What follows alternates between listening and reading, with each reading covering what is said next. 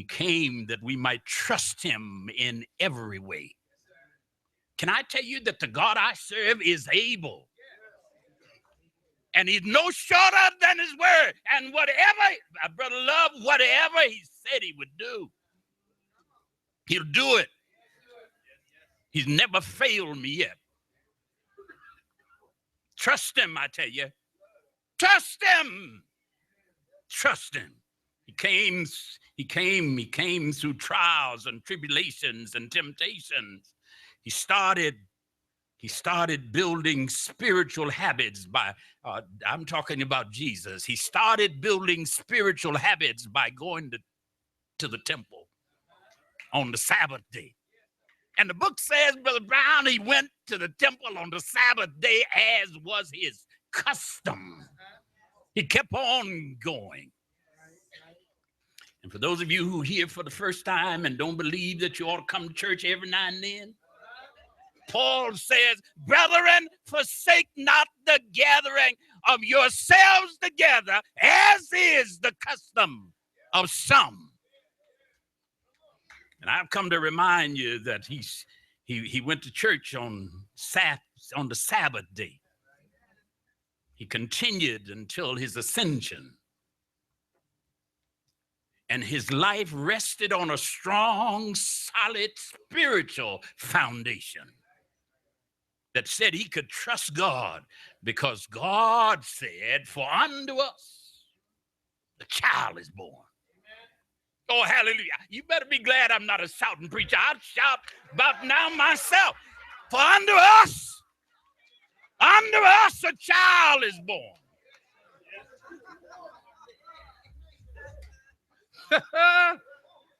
But I got to hurry on. So he didn't just show up. He was born. But there's more than that in the text. The other part in the text is that he recognized his higher calling was for his father's business. And did that while he was a child. Luke put it this way, and the child grew. Luke put it this way, and the child waxed strong in spirit. Luke put it this way, and the child was filled with wisdom. And Luke put it this way, and the grace of God was upon him. The time came, and this will bother some of you parents, and y'all won't like me after this. But listen, I've got a ticket to leave anytime. So you don't have to like me. So you're not going to like this, you parents. Because listen, there came a time that Jesus as a child decided it was time to cut mama's apron string and yield to the inner movings of God. And he said to his mother, Mom, don't you know I must be about my father's business? Mary scolded him. Mary said to him, now listen, boy, we've been looking for you for 3 days. You ought not put us out like that. You hadn't reported in, didn't nobody know where you were. You caused us great inconvenience. We went that away, and we went that away, and that away is a Texas word. We went that away, and we went that away. Maybe it's an Oklahoma word. Looking for you for 3 long days, and we couldn't find you. You've inconvenienced us and put us out. And if it were 2015. The other parents would have said to Mary and Joseph, y'all not very good parents. You don't know where your children are, where your child is. She scolded him. But he responded, how is it that you've been looking for me? Don't you know I must be about my father's business? Listen, children, there's going to come a day that you're going to need to stand up, step out, and take a stand for the master. Sure, the relationship on the home front was strained. Sure, the tension between the child and the parents was out of sort. Sure, the connections were being ripped apart at the apron string. But I've come this morning to remind us that when the storms of stress quit blowing, and when the waves of conflict stop rising, you can count on God to be there. Amen. You can count on him to be there. For it is the uncertainty. It is through uncertainty and insecurity that we grow, that we're provoked to grow. I've heard many a children say, my own grandson said to me, I hope he's not here, but I think he is. My own grandson said, ain't nobody listening to me. Nobody won't listen to me. You're just a child. Why should I listen to you? I'm the daddy. I'm in the granddaddy. Well, whatever I am. Nobody's listening to me. But can I tell you that children need to feel understood, appreciated, and above all, loved and respected. They can still be children, but listen, understand them, hear them out, and then go on and do what you're going to do. For unto us, a child is born. I got to hurry on. I got one last thing I want to tell you. Brother Hester, this is just for you. This is every child will face some temptations, and that's the only way they can grow. Like Jesus, children find themselves in the wilderness with nothing to eat, nothing to drink, nowhere to turn, all by themselves out there in the wilderness. And here comes Satan. You hungry? Turn these stones to bread. You want power? You just I'll give you all of that. You want to know who I am? You just jump, and I'll catch you. They're gonna face some temptations. Every now and then, there's going to come time in a child's life that there's no obvious way of meeting their needs. But know that children are growing and need to be waited on. I did say it, waited on while they're growing. Children will make mistakes. You made some. Children will fall down. You did. And whenever a bird tries to fly the first time, it may get out the nest, but it ain't going nowhere yet. Like the prodigal son, he said to his daddy, he said, now listen, Dad, you old and foggy, and you got all these old rules.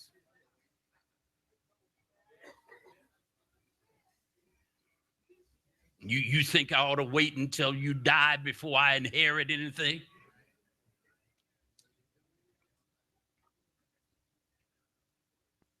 Give me my portion now. And just because they ask for it doesn't mean it's the right choice. Children will make some bad choices. I did. And when I made those bad choices, guess what my daddy did? He said, oh, you made your bed? Sleep in it.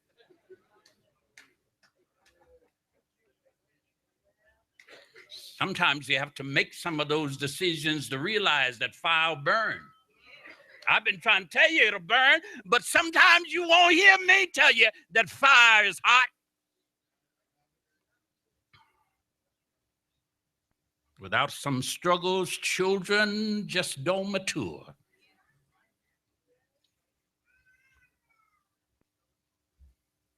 And they can't make it on their own. You know the butterfly story, don't you? The caterpillar. He had all those lumps and bumps and many legs and had a front and an end and a back that looked alike. And somebody saw one caterpillar turn into a butterfly. And somebody saw another that was in the process of turning into a butterfly and decided to help him. And when he was born, he couldn't fly because his wings had not developed in the struggle. You got to go through something in order to develop and become the adult that you need to be. You got to start as a child, though, and then go through it and go through it and go through it, and then you can mature and become what God wants you to be. You've seen people like that, haven't you? Children who make no wrong choices, and then they end up as adults and they act like children as adults. That's what the problem is. They never went through nothing. Everything was handed to them on a silver platter. And now they're adults and they're still acting like children. But I've come this morning to remind you that those who go to the far country soon discover that nobody's got to give you nothing. The real growth of a child is not in what they are, but in what they can become. It's not a caterpillar. That's not the end. The end is butterfly. How do you change from what you are to what you ought to be? For unto us a child is born.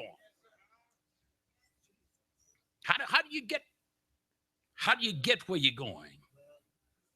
Well, one day we'll realize that we are all children of God, and we better wake up and listen to the music and then hear the tune.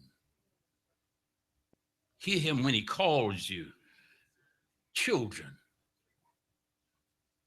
Because it's only if you are a child that you'll live long enough to become a servant. I think I ought to say that one more time. We start out as children, but we later become servants. We'll reach our goal of becoming like him. And when we become like him, then we can go and spend eternity with him. Become like him, and he'll welcome us home with outstretched arms. And whenever God welcomes you home with outstretched arms, although you may still be a child, he'll have a ring to go on your finger, a coat to go on your back, and he'll prepare a spread that you haven't even imagined, and your brother won't like it. All right. And the child grew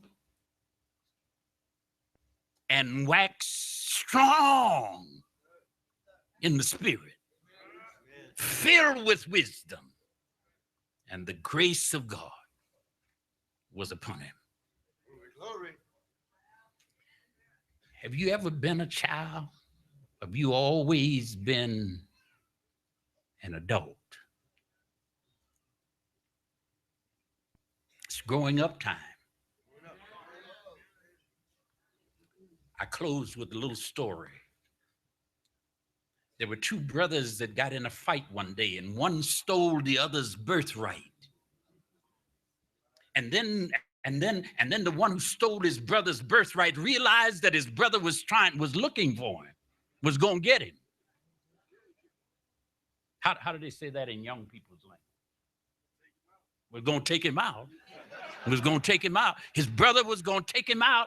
And so he realized his brother was going to take him out. And so he began to run, and he ran out in the wilderness and got out there and discovered that he didn't even bring a sleeping bag or a pillow to lay his head on. And so the story is he took a rock and made a pillar out of the rock. And while he was laying on the rock, he dreamed a dream. And in the dream, saw a ladder that was resting on the ground. And the ladder reached all the way up to heaven. And on the ladder, there were angels ascending and descending. Glory. And can I tell you, that's life? We have to take it as it comes. Some things are given, but you might have to have a rock for a pillow. But the ladder was resting on the ground. That's the starting place. Young man came to me the other day and he said, Reverend, he said, I'd like to have a job like you. I said, you want a job like I got? He said, yeah. He said, I want a job like you got. He said, you work on Sunday? I want a job like you got. You know your job description. And I told him, I said, now listen, if you want a job, I said, but you know, how long you think it took me to get where I am? I mean, 50 years I've been trying to get to Calvary Baptist Church. 50 years I've been trying to preach to you. 50 years. And then I told him, here's what you got to do if you want to get a job like I got. Be the best where you are. Start on the ground. And then your ladder can reach all the way up to heaven. That's where the possibilities are. That's where the blessings are. Start where you are, and then on the ladder, make it all the way up. And listen at what's on the ladder. On the ladder, Mike, this might strike you unusual. But on the ladder are angels ascending. No, not descending, not coming from heaven. They are ascending first. They are going up first. Angels are ascending on the ladder and then descending. Glory. Say that. Since you are a shouter, you just missed your opportunity to shout. Because here's what I just told you. Here's what I just told you. If you send up your complaints,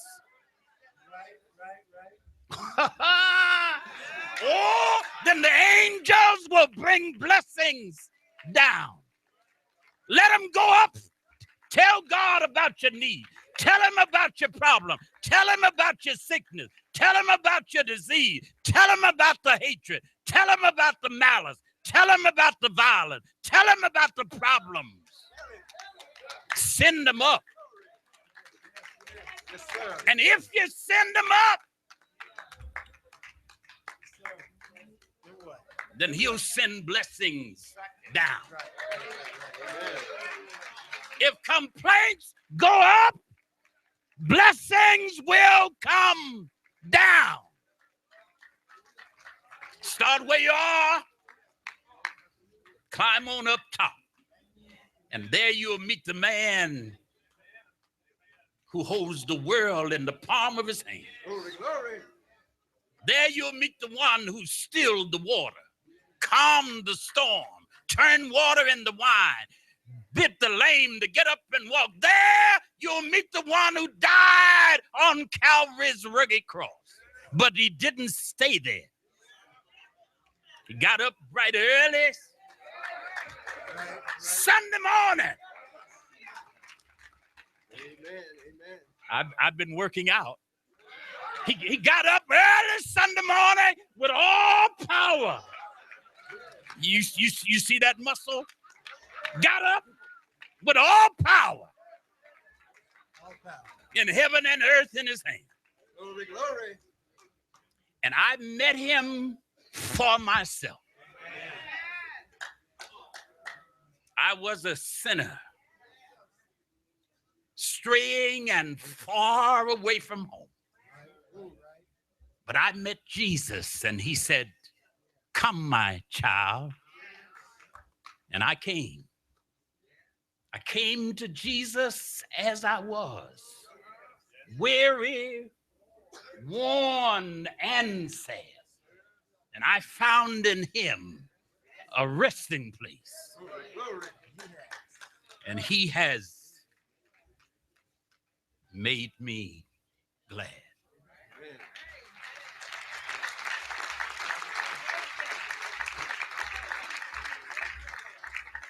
If you'll stand to your feet, Pastor wants to remind us that there is someone who can help us with what we need. We need to acknowledge that need. We often tell people, if you don't ask, you can't get. Well, spiritually, it's the same way. You want change in your life, you want change in your family, you want change in your spiritual condition. Jesus is waiting. All you have to do is ask. The doors of the church stand open this afternoon. If the sermon is burning something in your heart, where you want to become more like a child and open yourself up to Jesus Christ, the doors of the church are open.